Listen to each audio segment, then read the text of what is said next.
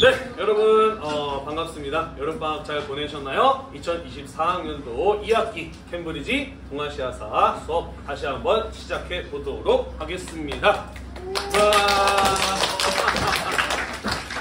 고마워요. 자, 우리가 2학기 때는 어떤 내용을 배울 거냐? 1학기 때까지 배웠던 내용이 이런 거였어. 핵심적인 내용은 이거였죠. 산업혁명이 일어나고 난 이후에 우리나라도 강화도 조약을 통해서 개항을 하고 자주적인 근대 국가로 거듭나기 위한 개혁을 시도하였어요. 그죠? 하지만 여러 차례에 걸친 이 근대화의 개혁 시도는 결국 일본에 의해서 좌절되었고 한반도는 일본의 식민 지배를 받게 되는 그 과정을 우리가 1학기 때 살펴보았습니다. 2학기 때에는요, 중간고사 전까지는 그래서 일본의 식민 지배가 36년 동안 어떤 식으로 이루어졌는지에 대해서 이야기를 할 거고, 그 과정에서 독립을 이루기 위한 독립운동이 어떻게 전개되었는가에 대해서 살펴볼 겁니다.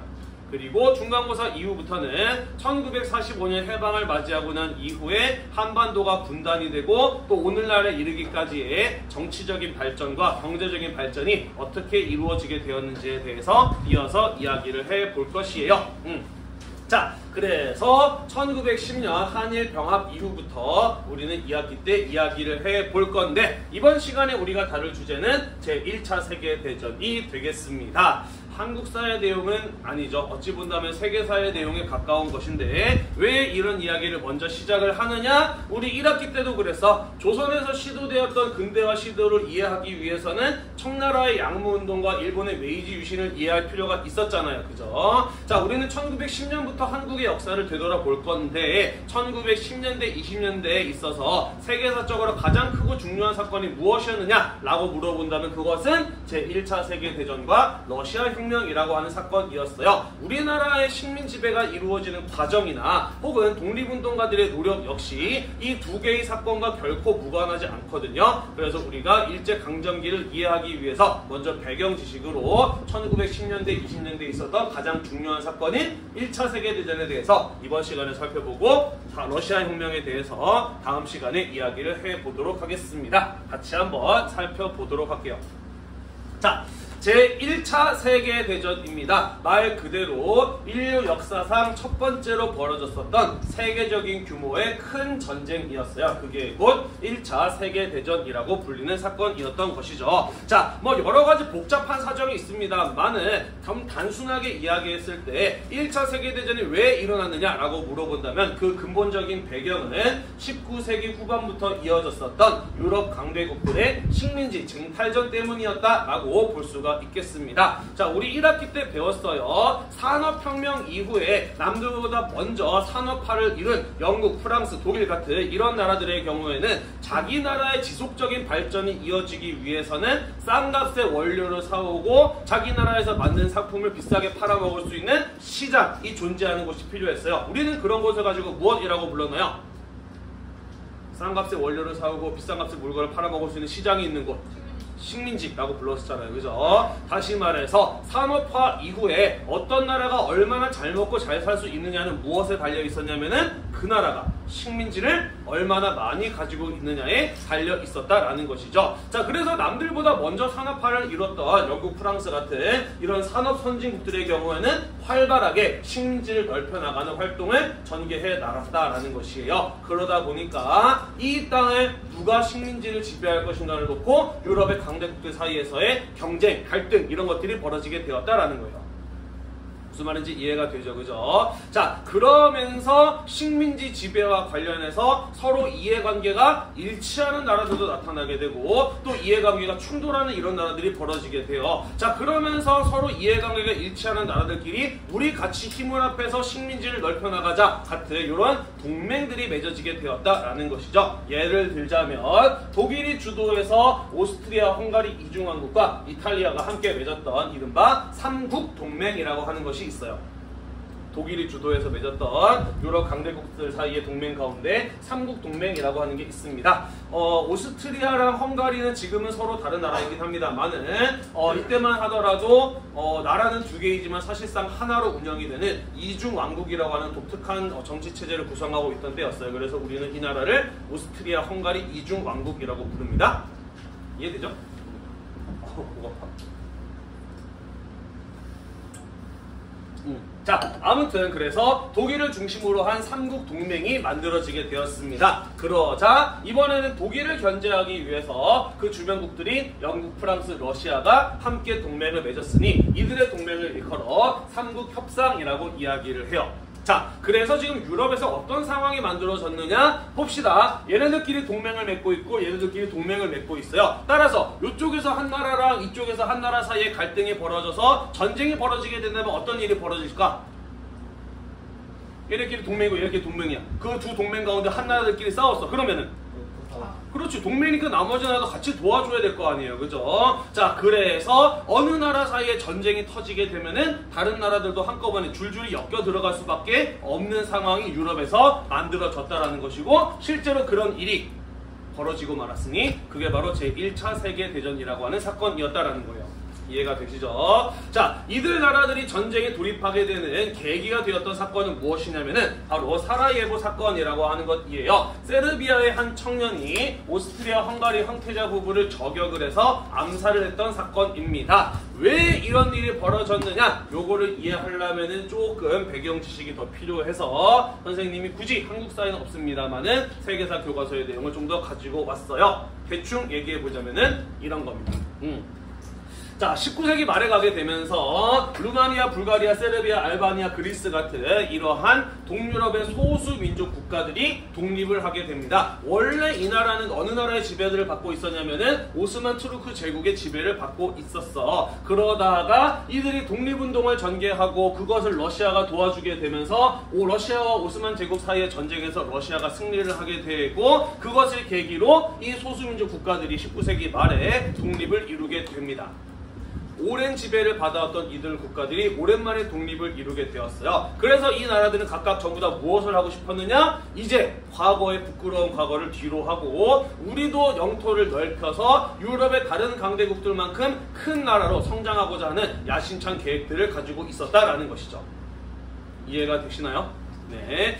예를 들자면 이 세르비아 같은 경우에는 자기 나라 바로 옆에 붙어있는 땅, 여기 지금 핑크색으로 표시되어 있는 부분이 보스니아 헤르츠코비나라고 하는 지역인데, 이 지역을 자기 땅으로 만들어서 강대국으로 성장하려는 그런 야심찬 계획을 가지고 있었다라는 것이죠. 그런데 어떤 일이 벌어졌느냐? 반대편에 있는 자기보다 훨씬 더 크고 강한 오스트리아, 헝가리 이중왕국이 세르비아가 노리고 있었던 보스니아 헤르츠코비나를 자기 땅으로 만들어버리는 이런 일이 벌어지게 됩니다. 자, 그러면서 세르비아 사람들의 경우에는 우리가 보스니아 헤르츠코비나 지역을 오스트리아, 헝가리 이중왕국에게 빼앗겼다 라고 생각을 하게 되면서 이들에 대한 적개심, 분노감이 무척이나 커지게 되는 이런 상황이 만들어졌다라는 거예요. 이해가 되나요? 자, 그래서 보스니아 헤르츠코비나의 핵심적인 지역이었던 사라예보라고 하는 곳을 오스트리아, 헝가리 이중왕국의 황태자 부부가 방문을 했을 때 한 세르비아의 청년이 이들을 향해서 총을 쏴서 그들을 저격해야 사망에 이르게 하는 사건이 벌어지게 되었으니 그게 바로 사라예보 사건이었다라는 것이에요. 이해가 되시죠? 황태자가 뭔가요? 왕의 아들이야? 황제 아들 중에서도 그죠? 그 다음 황제가 될 아들이 바로 황태자잖아요. 그죠? 따라서 황태자가 사망한 사건은 예사로운 사건이 아니에요. 그죠? 국가 간의 갈등이 일어나고도 남을 만큼 심각한 사건이었던 것이죠. 그죠? 자, 그래서 오스트리아, 헝가리 이중왕국은 이 사건에 대한 책임을 물으면서 세르비아에게 굉장히 굴욕적인 조건의 조약을 맺을 것을 요구하였는데 세르비아는 그것을 받아들이지 않고 거부를 하게 됩니다. 자, 그러면서 분노한 오스트리아, 헝가리 이중왕국이 세르비아에게 선전포고를 하게 되는 일이 벌어지게 돼요. 자, 그런데 세르비아의 경우에는 오스트리아, 헝가리 이중왕국에 비해서 훨씬 힘이 약한 나라였음에도 불구하고 이들의 요구를 대차게 거절할 수 있었던 이유는 무엇일까? 그렇죠. 자기 뒤를 봐주는 나라가 있었어요. 그게 바로 어디였을까? 미국. 어디였을까? 영국. 네, 아까 선생님이 뭐라고 얘기를 했지? 러시아. 그렇죠. 러시아랑 이들의 독립운동이 힘을 합쳐서 오스만 제국으로부터 승리를 거두고 이들이 독립할 수 있었다 그랬잖아요. 그죠? 러시아도 슬라브라고 하는 민족의 국가였고 세르비아도 슬라브라고 하는 민족의 국가였어요. 사실 러시아의 경우에는 같은 민족인 세르비아 같은 이런 나라들을 통해서 점차 동유럽 지역에서부터 자신의 영향력을 확대시켜 나가라는 이런 계획을 가지고 있었습니다. 따라서 세르비아 뒤에는 러시아가 있었던 것이고 오스트리아, 헝가리 이중왕국이 러시아에게 선전포고를 하자 그 전쟁에 러시아가 개입하기 시작을 하였다라는 것이죠. 그러면서 나머지 동맹국들도 줄줄이 엮여 들어가게 되면서 유럽에서부터 전 세계적인 규모의 전쟁이 터지게 되었으니 그게 바로 제1차 세계대전의 시작이었다라는 것이에요. 대충 이해가 되나요? 네. 아, 그랬구나 하고 넘어가시면 되겠습니다. 자, 그러면서 전쟁이 터지게 되었다라는 것까지 이야기를 하였습니다. 자, 그런데 막상 전쟁이 터졌을 때 원래 삼국 동맹 쪽에 있었던 이탈리아의 경우에는 눈치를 보다가 연합국 쪽으로 빠져나가요. 그래서 이탈리아는 지금 이쪽에 있는 것이 됩니다. 자, 한편 이 전쟁이 터지게 되었을 때 이 전쟁은 오스트리아와 세르비아 사이의 갈등으로부터 시작이 되었습니다마는 전쟁의 상황을 기다리고 있었던 나라, 전쟁이 터졌을 때 가장 전쟁 능력이 뛰어났던 나라, 그리고 이 전쟁을 통해서 자기 세력을 확대하고자 하는 계획을 가지고 있었던 나라는 어디였냐면은 사실 그 나라는 바로 독일이었어요. 왜냐면은 독일은 영국, 프랑스 같은 나라들에 비해서 조금 늦게 산업혁명이 이루어진 나라입니다. 그러다 보니까 식민지를 찾으려고 눈을 돌려보았을 때 이미 웬만한 식민지가 될 만한 땅들은 영국, 프랑스 같은 선진국가들이 이미 다 차지하고 있는 상황이었던 것이죠. 따라서 독일 입장에서는 그들의 세력을 확대시켜 나가기 위해서는 영국, 프랑스 같은 나라랑 싸워야만 하는 상황이었던 거예요. 이해가 되시죠? 자, 그래서 1차 세계대전이 터졌을 때 가장 적극적으로 전쟁을 수행한 나라, 그것은 바로 독일이었다라는 것이에요. 이해가 되나요? 자, 이 독일이 가지고 있었던 원래 전쟁의 계획은 무엇이었느냐? 잠깐 지도를 좀 볼게요. 자, 독일 같은 경우에는 프랑스랑 러시아 사이에 껴있는 나라이잖아요. 그죠? 자, 그래서 독일은 전쟁이 시작됐을 때 무척 만만하게 생각했던 프랑스를 잽싸게 먼저 제압을 하고 그 다음에 곧바로 군대를 동쪽으로 돌려서 러시아를 제압을 하고 순식간에 전쟁을 끝내야지 라는 이런 계획을 가지고 있었어요. 자, 그런데 막상 전쟁이 시작이 되었을 때 무척 만만하게 생각했던 프랑스가 의외로 독일의 공격을 잘 막아냅니다. 자, 그러면서 독일은 전쟁을 순식간에 끝낼 수 있을 것이라고 생각을 했는데 의외로 전쟁이 길어지기 시작을 해요.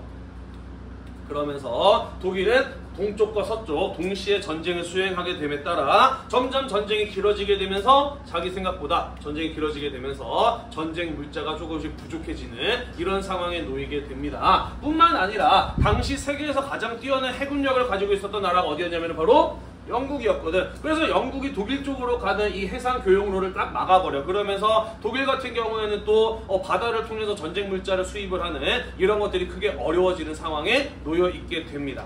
자, 그래서 독일은 영국이 쳐놓은 해상 봉쇄에 바다로 갈 수 있는 길을 막아놓은 것을 뚫기 위해서 많은 노력을 해요. 그 과정에서 탄생한 신무기가 뭐냐면은 여기 있는데 뭘까? 그렇죠. 독일의 최신식 잠수함 같은 것들이 나타나기도 합니다. 자, 하지만 영국의 해군력이 강했기 때문에 의외로 이 영국의 해상 공세를 잘 뚫어내지 못해요. 하지만 전쟁이 길어지게 되면서 전쟁 물자가 부족했던 것은 독일뿐만 아니라 영국, 프랑스 같은 나라도 마찬가지였거든. 그런데 영국이 너무나 잘 버티는 거야. 전쟁을 계속 잘 수행해 나가는 거야. 왜 그런가 봤더니 미국이 영국 같은 나라한테 계속 전쟁 물자를 팔아먹고 있었던 것이에요. 사실 전쟁이 처음 터졌을 때 미국은 불간섭 선언을 합니다. 유럽에서 일어난 일 우리 알 바 아니다 라고 하면서 전쟁에 개입하지 않겠다 라고 선언을 해요. 하지만 전쟁이 일어난 상황은 미국 입장에서는 수출하기에 절호의 기회거든요. 돈 벌기에 아주 절호의 기회거든요. 자, 그래서 영국 같은 나라는 미국이 계속해서 전쟁 물자 팔아먹으면서 큰 돈을 벌고 있었던 거야. 독일 여러 차례 미국에게 경고합니다. 우리 영국으로 가는 배 다 부셔버릴 거야. 가까이 오지 마 라고 경고를 했지만 그 경고를 무시하고 미국은 계속 영국과 무역을 해요. 자, 결국에는 독일 잠수함이 쐈던 어뢰에 맞아서 미국 배가 가라앉는 사건 같은 것들이 여러 차례 벌어지기도 합니다. 여기서 독일이 영국의 해상 공세망을 뚫고 나아가서 영국도 바다로 무역을 못하게 하기 위해서 잠수함을 쫙 깔았던 작전이 바로 무제한 잠수함 작전이었다라는 것이고, 이 과정에서 미국 배가 가라앉는 일들이 여러 차례 벌어지기도 하였다라는 것이에요.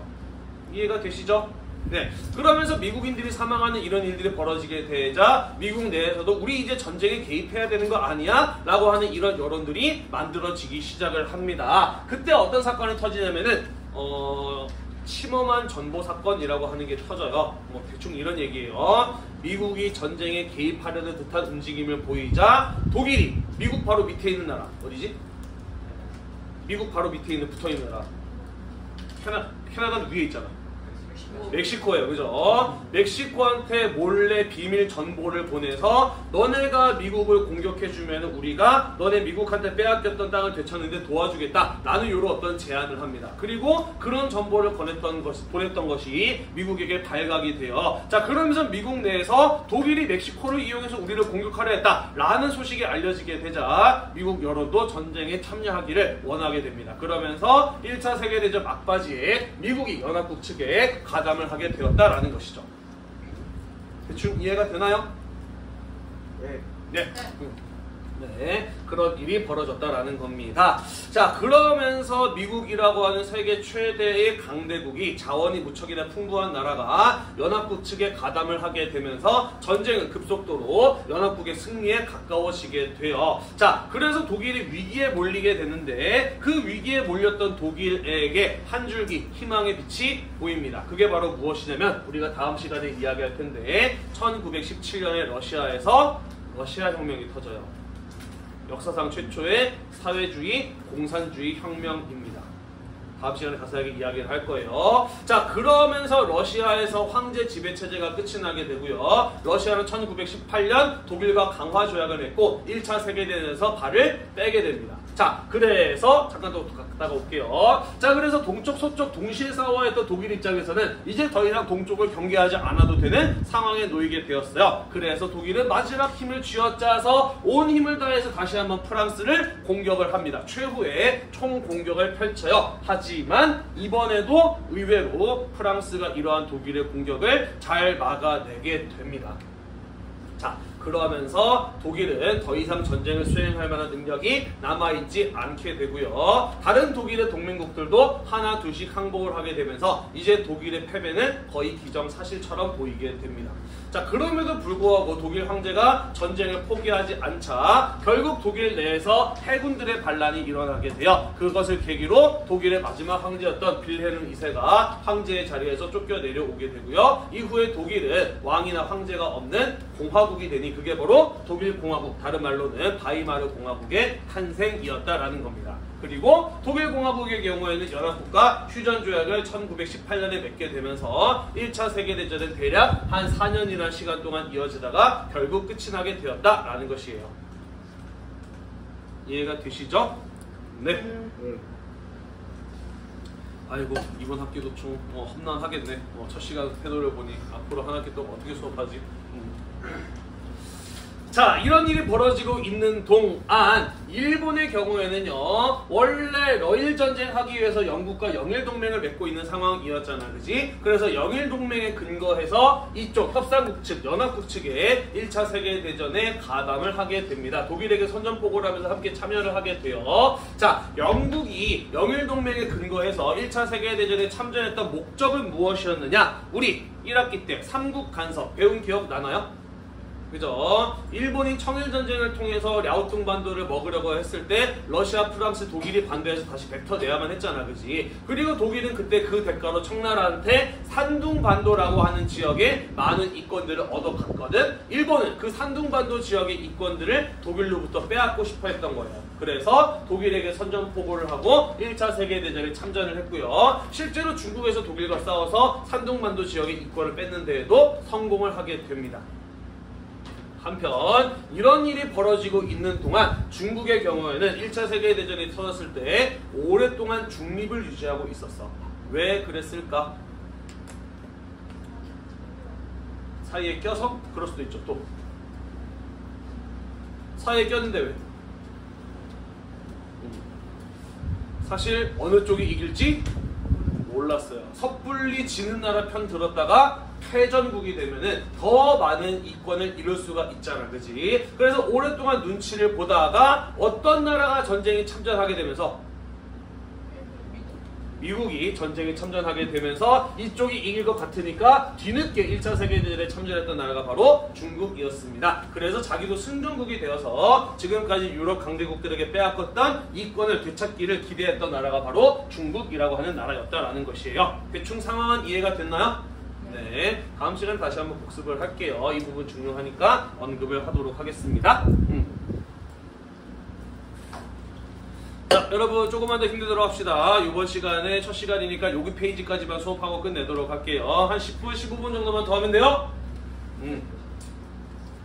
자, 한 페이지만 더 보면 됩니다. 자, 그래서 1차 세계대전이 끝이 나게 되었고요. 전쟁 이후의 국제 질서를 어떻게 바로잡을 것인가를 논의하기 위해서 1차 세계대전을 마무리 짓는 국제회의가 프랑스 파리에서 열렸으니 그게 바로 파리 강화회의라고 하는 것이었다라는 것입니다. 전쟁에서 이긴 승전국들이 주도해서 전쟁 이후의 국제 질서를 처리하기 위한 회의가 열렸다라는 것이에요. 자, 이 파리 강화회의 자리에서 다른 나라들에 비해서 훨씬 더 강한 발언권을 가지고 있는 나라는 어디였을까?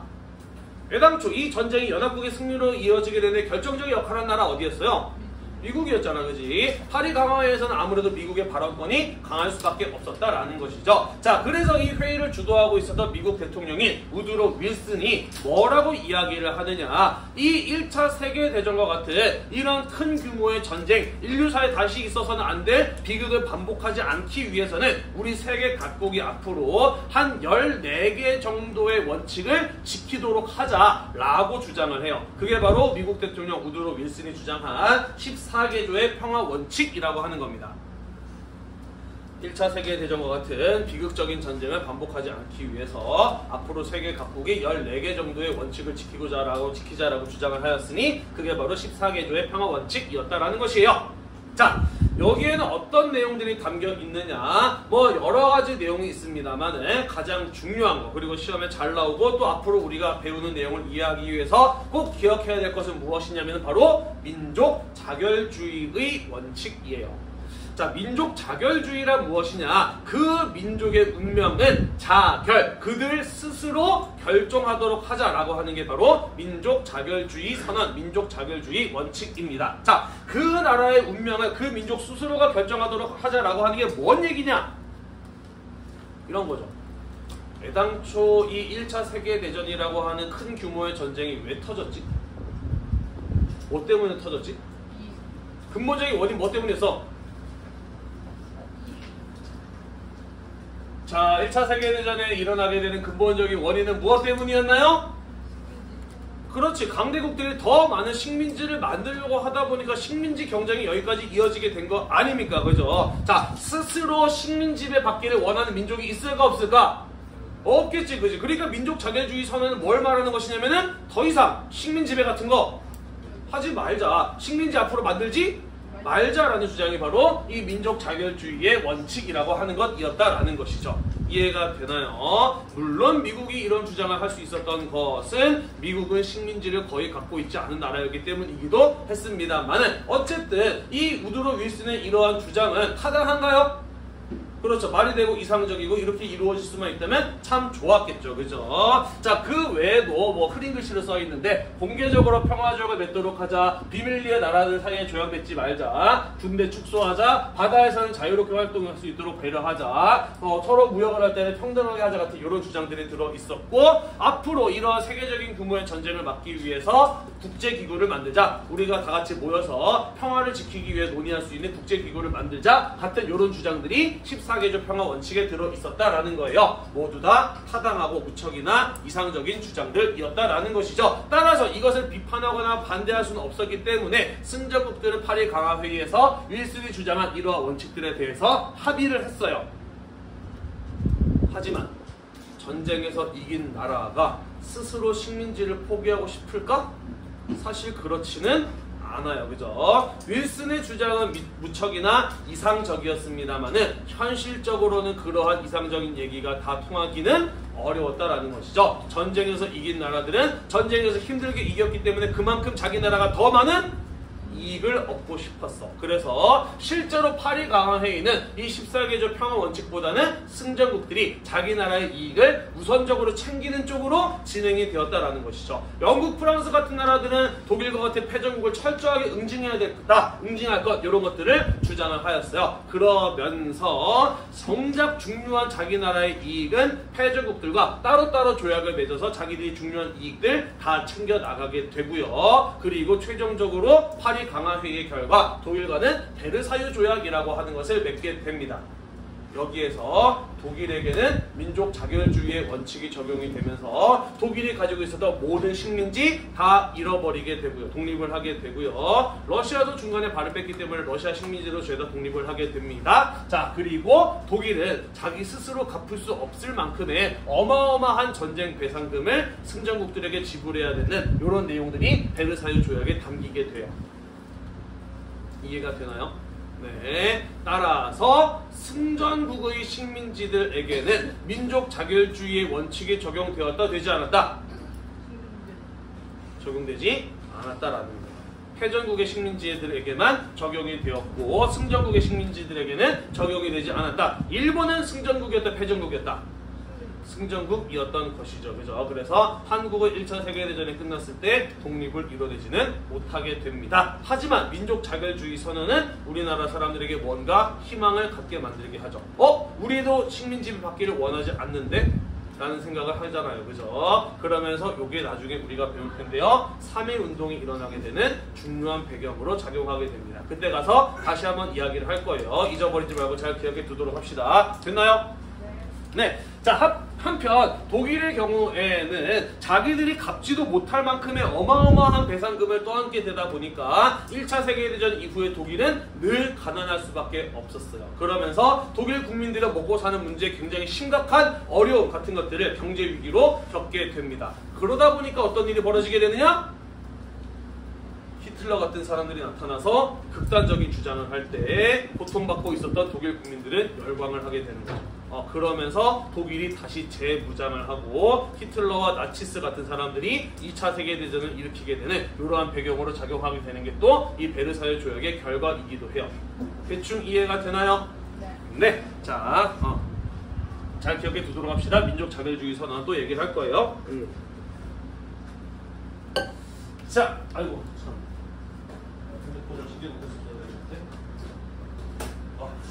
그렇구나. 핸드폰을 지금 찍고 있구나. 네. 빨리 갈게요. 자, 한편 아까 윌슨이네요.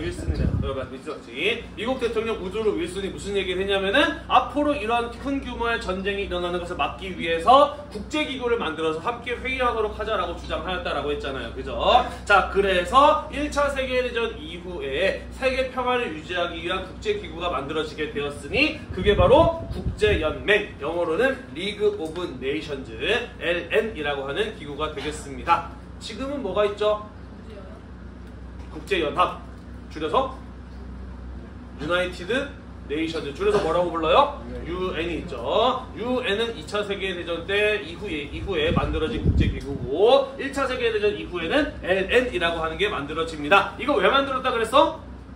전쟁을 막기 위해서 만들었다 그랬죠. 그죠? 그런데 2차 세계대전이 일어났네요. 그죠? LN은 자기 역할을 다 하지 못했네요. 왜 그랬느냐? 미국 대통령을 만들자라고 이야기를 했지만 정작 미국 의회에서는 우리가 왜 남의 나라 일까지 신경 써야 돼? 라고 하면서 미국 의회는 불참을 결정해버립니다. 그러면서 정작 LN에는 세계 최대 강대국이었던 미국이 쏙 빠져버려요. 그러면서 힘없는 국제기구가 되어버리고 말죠. 게다가 초창기 같은 경우에는 독일처럼 전쟁에 책임 있는 나라라든지 소련 같은 공산주의 국가들은 받아주지를 않았거든. 그러다 보니까 LN의 경우에는 이름만 국제연맹이지 실질적으로 전쟁이 일어나는 일을 막아낼 수 있는 힘을 갖지 못한 껍데기에 불과한 기구였다라는 것이죠. 결국 2차 세계대전이 일어나게 되고 UN이라고 하는 새로운 국제기구가 이후에 다시 만들어지게 된다라는 겁니다.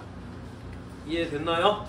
네. 자, 우리 이렇게 해서 1910년대, 20년대에 있었던 세계사적으로 가장 중요한 사건 가운데 하나인 1차 세계대전에 대해서 이야기를 보았습니다. 러시아 혁명에 대해서도 이야기를 해야 되는데 시간이 충분치 않으니 러시아 혁명과 1차 세계대전이 아시아 지역에 준 영향에 대해서는 다음 시간에 마저 이어서 살펴보도록 하겠습니다. 오늘도 공부하느라고 대단히 고생이 많으셨고요. 2학기에도 이 수업 영상이 여러분들의 공부에 도움이 되셨다면 구독과 좋아요 잊지 말고 눌러주세요. 수고했습니다. 고마워요. 박수 안 쳐줘도 되는데.